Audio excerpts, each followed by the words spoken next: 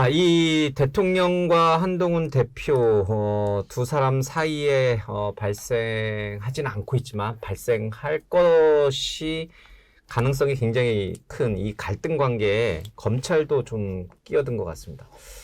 원하든 원치 않든 이제 그 모양새가 되는데 지금 이원석 검찰총장과 이창수 중앙지검장, 김건희 여사의 이 조사를 놓고 충돌했는데 이게 단순히 검찰총장과 중앙지검장의 충돌로만 보기가 어려운 게 뭐 여러 가지 여의도에서 난무하는 이 지라시성 정보들이 있습니다. 이원석은 한동훈 편이고 이창수는 대통령 편이야. 두 사람의 대리전이야.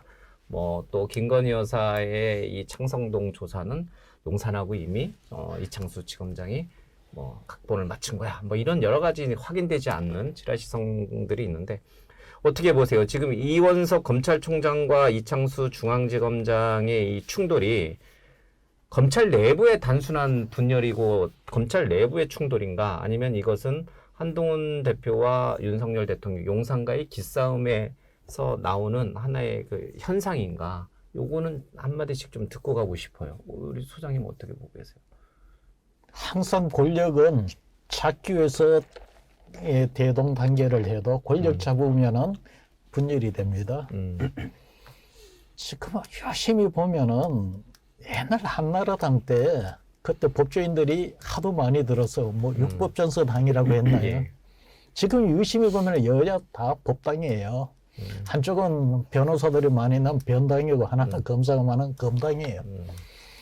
지금 이 검사가 지금 그 국민의힘 쪽은 이쪽이 그 상당한 지금 권력의 그걸 갖고 있는데 검사는 이미 검찰 통일체의 원리가 내가 볼 때 무너졌는 거는 문재인 정부 때 윤석열 대통령이 그 당시에 검찰총장 하면서 그게 무너진 것 같아요. 그리고 검찰 내에서도 이것이 이 정치적 영향력이 자기네들의 미래에 어떤 영향을 미치는지를 이제는 그 이후 한 5년 동안 체득을 한 것 같습니다. 예. 그래서 지금은 아까 조금 전에 이야기했듯이 검찰 내에서 윤석열 대통령이 독점하고 있다고 이야기하기는 좀 어렵지 않냐. 검찰 장악도 임기 초반하고는 완전히 달라졌다 이런 뜻이군요. 완전히는 아니어도 분화 현상이 없는 건 아니다. 저는 이제 이창수 중앙지검장 같은 경우는 대통령의 뜻에 많이 따르고 그쪽에 확실히 섰다 권력에 저는 개인적으로 상당히 부끄러운 일이다라고 생각을 합니다. 검찰 고위 관료가 고위 간부가 권력에 기대고 있다. 지금까지 많은 검찰의 고위 뭐 검사들 중에 일부는 그런 예. 사람도 있고 안 그런 사람도 있겠지만 많은 특히 권력의 핵심에 대한 수사에서는 나름 정당하게 보이려고 노력했거든요. 그게 또 어떻게 보면 멋있잖아요, 까놓고. 검사가 그래서 검사인 거고. 윤석열 대통령도 검사할 때 사실 그랬던 면을 보여줘서 대통령까지 갔던 거고. 이창수 중앙지검장은 그게 아니다라고 생각이 되고요. 이원석 총장이 한동훈 대표와 동기이고 한동훈 개이기 때문에 이렇게 하냐? 그건 아닌 것 같아요. 저는 이원석 총장을 개인적으로는 모르지만 잘 아는 사람들의 여러 명의 얘기를 들었는데 그중에는 민주당 인사들도 많이 있습니다. 이분이 학교 다닐 때 제가 다른 데서는 안 했어요. 여긴 지하sek이니까. 그러면 학교 다닐 때 이른바 언더티 그 운동 서클에서도 활동을 했어요. 활동을 하고 나름 정의에 대한 생각도 깊고 근데 행동이 좀 학자적이에요. 그러니까 명예를 중시 여기고 제가 이 자리에서 한번 얘기했는지 모르겠지만은 그 서울의 봄 영화를 단체 관람했다가 예. 용산에 엄청 찍혔다. 근데 이게 맞는 것 같다 하면 그냥 하는 그런 스타일이에요. 대신 이제 지금 본인에게도 보고를 패싱하고 중앙지검장이 여사 수사를 제3의 장소에서 핸드폰도 반납한 채로 하게 됐잖아요. 본인이 그렇게 하지 말라고 했던 일이거든요. 그러면 더 강하게 해야 되는데 지금 못하는 거는 그냥 본인 성격인 것 같아요. 약간 학자적인 성격이 한동훈 대표하고는 아무 관련이 없다. 네, 저도 그러니까 이원석 총장은 그건 누구나 마찬가지일 거예요. 아마 앵커님도 마찬가지고 소장님도 마찬가지인데 어떤 중요 직책에 있을 때 나 때문에 이 직책이 욕을 먹는 이 자리가 이 조직이 욕을 먹는 건 싫잖아요.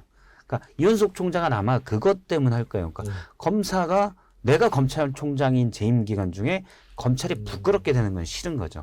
그래서 도이치모터스든 그것도 매듭 짓고 싶어 했고 결론이 어떻게 나든 그리고 디올백 수사도 원칙대로 수사하라고 강조했다고 생각을 해요. 저는 이원석 총장한테 다른 방송도 많이 했지만 그런 의도는 제가 갖고 있을 거라고 보고 그건 인정하는데 그거는 본인이 의도만 갖고 있다고 중요한 게 아니에요. 조직의 리더는 그걸 관철시켜야 됩니다. 관철을 못 시켰잖아요. 이번에도 진상조사 중앙지검에 대해서 진상조사만 시켰고 그것도 반발하니까 간부 몇 명만 한다고 그랬어요. 이런 행동 방식이 그건 그분의 성격이고 스타일인데 이런 행동 방식은 결국은 본인은 나는 그렇게 하려고 했어라고 얘기할 수 있겠지만 조직 자체는 부끄럽게 되는 거예요. 그래서 조직의 수장으로서는 저는 부적절한 행태다. 이번 일을 조직을 지키려면 강하게 중앙지검장을 징계해야 돼요. 징계를 안 하고 있잖아요. 네. 그러니까 검찰 서울중앙지검이 청송동에서 김건희 여사를 조사한 것은 한동훈 대표 입장에서 보면 국민 눈높이에 맞지 않은 것이었고 맞지 않죠. 그렇게 이제 표현을 예. 했고 이원석 검찰총장의 입장에서 보면은 자신의 지시를 어긴 그러니까 자신의 권위에 도전한 그런 거에 대한 괘씸죄. 둘이 비슷해 보이는 시선을 갖고 있다라고 느낄 수도 있지만 사실은 좀 다른 네. 그런 영역으로 봐야 된다 이런 얘기군요. 총장이 생각하기에는 괘씸죄도 크지만 더 큰 건 검찰의 명예를 떨어뜨린 거예요. 떨어뜨렸다. 본인이 총장인데 총장 재임 기간에 검찰이 여사를 어떻게 보면 바짝 엎드린 상태에서 조사했다. 이거는 검찰 역사에 부끄러운 거예요. 알겠습니다. 그러나 이제 우리 홍 소장님 말씀하신 것처럼 권력은 분화할 수밖에 없다. 검찰 내부에서도 아까 당신 모양으로 예. 검찰이 정치화되기 전에는 검찰 동일체 원리가 작동될 때는 그렇지 않았죠. 근데 이제는 검찰이 정치 그 영향이 작동되면서부터 그래 된 거니까요. 검찰 내부에서도 당심이 그러하듯 검찰 내부의 검사들의 마음 검심도 이제 윤석열 대통령에서 한동훈으로 움직일 수 있고 뭐 움직이는지 아닌지는 확인할 방법은 없습니다만. 그거는 그러니까 제가 앞서 말씀드린 거는 이원석 총장의 결정과 이창수 지검장의 행동을 어떻게 분석할 거냐 그 말씀인 거고 제가 듣기로도 검찰 내부에서 많은 검사들이 윤석열 대통령에게 실망한 그러니까 문재인 정부 때 많은 검사들이 사실은 윤석열 당시 총장을 지지했어요. 왜냐하면 권력에 저항하잖아요. 그러니까 당시 추미애 법무부 장관에 대해서 추미애 뭐 그렇죠. 다. 징계가 내려왔을 때 자신들의 수장이 거기에 강하게 반발하는 모습에 같이 공감대를 느끼고 그런 검사들이 꽤 많았다고요. 그래서 당시에 알겠지만 이프로스에 그런 글들도 많이 올라왔고 그 당시 총장을 따라서 하는 검사는 다른 검사한테 네가 검사냐 그런 상관한테 그런 얘기도 했어 그렇게 했었거든요. 그러니까 권력에 본인도 검사를 할 때 대부분 뭐 행동하다 보면 사소롭게 나쁜 짓도 하겠지만 마음속에는 난 정의로운 검사이고 싶어 이런 생각들이 어느 정도 저는 다 있을 거라고 생각해요. 그런 사람들이 윤석열 총장이 정권에 강하게 반발할 때 지지를 했을 거라고요. 근데 지금은 윤석열 정부가 그렇게 안 하고 있기 때문에 거기에 제가 이제 몇몇을 만나서 얘기를 들어봐도 실망하는 검사들이 꽤 있어요. 그럼 지금은 또 그런 측면에서 한동훈 법무부 장관을 또 지지하는 검사들도 많고 그런 면에서는 약간 권력 검사 내부에서 약간 저기 물론 그게 말씀하신 대로 분화나 또는 변화가 일어난다. 그렇죠. 미래 권력이 줄되냐 현재 권력이 줄되냐 이런 것도 분명 작용을 하겠죠. 근데 그런 부분도 그런 감정적인 부분도 있다. 알겠습니다. 이번 주에 일어났던 큰 사건들이에요. 이게 다 사실은 그렇죠. 예, 검찰 내부의 갈등, 또 한동훈 대표와 대통령의 관계 설정, 뭐 이런 것들이 이번 주에 큰 이슈가 됐습니다. 또 하나 큰 이슈가 이제 김건희 여사의 이른바 조사 그리고 사과. 그러면 일단락 된 건가? 아니면 또 다른 새로운 시작에 불과한가? 요 얘기를 좀 하고 가야 될 것 같습니다. 어떻게 보세요? 김건희 여사가 뭐 서초동 검찰은 아니었지만 그래도 조사를 받았어요. 그렇죠? 이제 뭐 도이치모터스라든지 명품백 관련해서 받았고 또 변호사를 통해서 사과 입장도 내놨고 자 이러면 이 고비는 이제 여권 입장에서 봤을 때 대통령 입장에서 봤을 때 한 고비를 넘어서 이제 소강 국면으로 가는 계기가 마련된 것인가? 그거는 내가 전번에 한번 나와서 검사 출신과 군인 출신의 스타일이 다른 그 측면을 이야기했는데 검사는 법만 볼 줄 알아요. 자, 우리 이번 그 국민들의 정서, 관점에서 놓고 본다면 국민들의 정서는 아마 우리 헌법에 이 이야기가 제일 이 구문이 제일 많이 인용이 될 겁니다. 대통령은 내란 또는 외란의 죄를 제외한 범죄에 대하여는 재직 중에 형사소추를 받지 않는다. 분명히 이야기는 대통령이에요. 그게 대통령 영부인이 없습니다. 그리고 우리나라 국민들은 제일 기본적인 상식적으로 생각하는 법 의식은 뭐냐면 법 앞에 평등이에요. 그리고 그 법 앞에 평등에서 검사는 국회의원을 보고 개개인을 헌법기관이라고 표현하잖아요. 검사들도 그런 개념으로 봐요. 검사 개개인이 외부의 압력을 받지 않는 사법기관으로 인식을 해요, 국민들이. 그러면은 법 앞에 평등하게 어떠한 외압으로부터 독립되어 있는 검사의 그 모습을 보고 싶었는데 그 그림이 오늘 다 무너진 겁니다. 그래서 이것이 법률적으로는 어떻게 이거를 끼워 맞춰갈 수 있을지 몰라도 국민들의 민심은 무너지는 더 악화될 수밖에 없는 해법이에요. 오히려 소강 국면이 아니라 더 민심을 자극하고 폭발할 수 있는 그러니까 상황이 됐다. 영부인을 대통령에 지원해서 저게 준하는 조사를 모습으로 하고, 보였고 두 번째는 그 조사하는 모습에서 국민들이 기대했던 검찰의 모습이 아닌 거예요. 저도 소장의 말씀에 동의하는 게 용산에서 일처리를 무능하게 하는 거예요. 그러니까 이번 조사가 이원석 총장이 자기 재임 기간 중에 어떻게든 매듭을 짚고 싶어하니까 그래 네가 그렇게 하고 싶어하니까 해라. 이게 아니에요. 이번 조사는 최상병 특검법 다음에는 김건희 특검법이 당연히 얘기될 거니 이미 우리 검찰 조사 받을 건 다 받았어. 특검법을 거부하게 한 명분 쌓기였거든요. 예. 근데 목적이 그거였는데 검사들이 휴대폰도 반납한 채 경호처 별관에 가서 조사를 받으면서 국민들이 느낀 건 뭐예요? 이러니 특검법이 필요해 라고 느낀 거예요. 그러면 원래 했던 목표가 오히려 손상이 된 거잖아요. 그러니까 제가 볼 때는 용산에서 일을 무능하게 처리한다. 이 방식을 기획한 측근들은 상당히 무능하고 정권에 오히려 마이너스 해를 주는 사람들이에요. 그거 뭐 어쩔 수 없이 근데 어차피 대통령과 여사가 뽑은 사람들이니 그건 뭐 본인들이 책임져야죠. 검찰청사가 아닌 검찰이 아닌 제3의 장소 창성동 별관에서 조사를 받도록 기획하고 또 그렇게 최종 결정을 내린 사람들은 왜 그렇게 했을까요? 만약에 검찰에 출두하는 상황이 생기면 야당이 더 큰 정쟁의 요소로 삼고 더 빨리 레임덕이 올 수 있다는 걸 우려해서일까요? 왜 그랬을까요? 제가 그 얘기는 직접 친윤 쪽 인사 때 들었거든요. 그러니까 피의자로 보이는 게 피의자. 검찰에 나오면 일단 피의자로 보니까. 그러니까 카메라를 받고 피의자로 보이는 걸 상당히 싫어했다. 뭐 왜 싫어하느냐? 두 가지가 있다고 보는데 앵커가 지적하신 것처럼 그게 야당의 공세에 빌미를 주는 오히려 더 특검법에 김건희 특검법에 빌미를 줄 수 있다. 그래서 근데 예전에 이제 대통령이 2월 KBS 대담에서 사과를 안 한 것도 당시 사과를 하면 불법이었으니까 사과에 불법이었으니 특검 받아.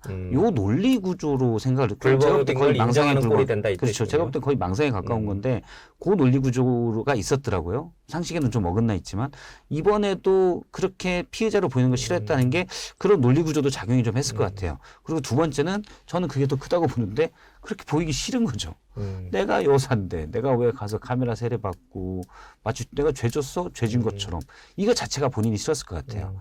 그래서 들은 얘기는 모 방송사에서 여사가 만약 피의자로 나오면 무슨 중계차 큰 것도 갖다 놓고 헬기도 띄우고 이런 얘기를 듣고 그런 얘기를 그럴 수 있으면 그건 여사의 모욕적이다. 그리고 그런 피의자처럼 이렇게 보이는 게 싫다. 그런 것 때문에 철저하게 출두하는 걸 막았다. 그게 정보가 공개되는 걸 막기 위해서 핸드폰도 압수했다. 물론 두 가지인데 그런 정보 공개. 녹음, 그 다음에 뭐 폭발물 얘기는 폭발물은 경호와 관련이 있다고 쳐요. 근데 폭발물 핸드폰 다 검사하면 되지 않습니까? 아니, 왜 멀쩡한 대한민국에서 왜 폭발을? 핸드폰을 검사가 무슨 폭발물 들어있는 핸드폰 갖고 다닙니까? 좀 말도 안 되는 얘기인데, 근데 그 부분 때문에 비공개, 포토라인에 쓸 필요는 저도 없다고 생각했는데, 그것 때문에 철저한 보안을 하고 경호처 건물로 갔다고 하는데, 국민적 눈높이에는 전혀 안 맞죠. 예, 참 미국에서 트럼프 전 대통령이 이제 유세 도중에 총격을 맞는 그런 사태를 보면서 정치적 양극화가 어떤 결과를 가져오는지 참 우린 느꼈는데 이 김건희 여사의 검찰 출두 문제를 놓고도 얼마나 서로가 서로를 싫어하고 믿지 못하면 이런 뭐 이상한 얘기까지 폭발 얘기까지 나오는지 모르겠습니다. 알겠습니다. 하나만 더 질문을 좀 드리겠습니다. 이재명 대표 민주당 얘기를 안 하고 갈 수는 없을 것 같습니다. 근데 이거 민주당 전당대회 물론 이제 지역 경선을 하고 있습니다만은 이게 관심이 있나 모르겠어요. 이게 뭐 관심이 있나요? 우리 홍 소장님은 관심 있게 봅니까? TV 토론에도 있었는데 보셨어요 밤에? KBS 토론, TV 저는 토론에 보지를 않았고 이제 저는 수치니까 제가 조사했는 것하고 일치 안 하느냐 그게 관심사지. 저희들 조사가 92.몇% 나왔는데 뭐 거의 그 수준에는 거의 그 없대다. 수준이더라고요. 그래서 이제 결론은 국민하고 민주당의 당심하고는 괴리가 굉장히 크구나. 두 번째는 그것이 이제 여론 지표로 나타나는 게 오늘 갤럽 조사도 그렇고 지난주 갤럽 조사도 그렇고 국민의힘과 민주당의 지지율 격차가 똑같아요. 7% 차이에요. 그러니까 국민의힘이 더 높죠. 그러면 무슨 이야기면 지난주 이번 주에 한동훈 이제 먼저 국민의힘 그 컨벤션 효과가 나타났다고 전제하면은 그것이 그것 때문에 7%포인트가 차이가 났다는 이야기면 그러면은 국민들이 국민의힘 전당대회에 더 관심이 있었네, 더 재미있었네 이렇게 보는 거죠. 지난 내 기억에 이재명 대표가 당대표 될 때 민주당의 지지율 변화가 거의 없었어요. 그래서 컨벤션 효과가 없었다라고 그 당시 뭐 저뿐만 아니고 평론가들이 많이 이야기를 했는데 제가 볼 때는 이번에도 그렇지 않을까 모르겠습니다. 8월 18일인가요? 전당대회를 하면서 민주당 지지율이 올라가면서 격차를 좁혀갈지는 그때 두고 봐야 되겠지만 지금 얘기해도 전당대회 관심 있느냐 이런 여론조사를 나오지 않으니까 뭐 관심이 수치 갖고는 이야기는 할 수 없고 만약에 18일마저도 이 정당 지지율 큰 변화를 못 만든다면은 이 전당대회를 놓고서 국민힘이 민주당을 비교를 한다면은 민주당이 패한 거로 봐야겠죠. 근데 이 관심이 없다, 무관심이다가 나는 지지하지 않는다, 이재명을 지지하지 않는다, 민주당을 지지하지 않는다와는 동일시할 수는 없는 거잖아요, 그렇죠? 그렇지만 무관심한 만큼 왜 사랑도 그렇지 않습니까? 차라리 미워하면 더 낫다. 아예 관심이 없는 거는 미워하는 것보다 더 나쁜 거다라는 얘기를 우리는 많이 하잖아요. 지금 민주당에 대한 또 이재명 대표의 저런 독주에 대해서 무관심하다는 얘기는 더 싫다, 더 밉다라는 것보다 더 최악인 건가요? 저는 이제 전당대회 자체에 무관심한 건 좀 별개인 것 같아요. 그러니까 이거는 흥행 요소가 너무 없기 때문에 답이 뻔하잖아요. 결말을 아는 경기거든요. 그래서 무관심한 게 좀 많다고 생각하고. 무관심이 곧 더 싫어한다는 그거는 이제 이미 재미가 하나도 없잖아요. 결과가 뻔한 거니까. 그래서 그렇다고 뭐 과정이 되게 드라마틱한 게 있을 것도 없고 그렇기 때문에 관심이 없는 거라고 생각하는데 그보다 더 위험한 건 득표율의 지지율에서 나오고 있는 현재 지역 순회 경선을 하고 있는 지역 순회 경선을 하고 있는 득표율에서 나오고 있는 이재명 대표가 90%가 넘잖아요. 근데 이게 그들만의 리그라는 거죠.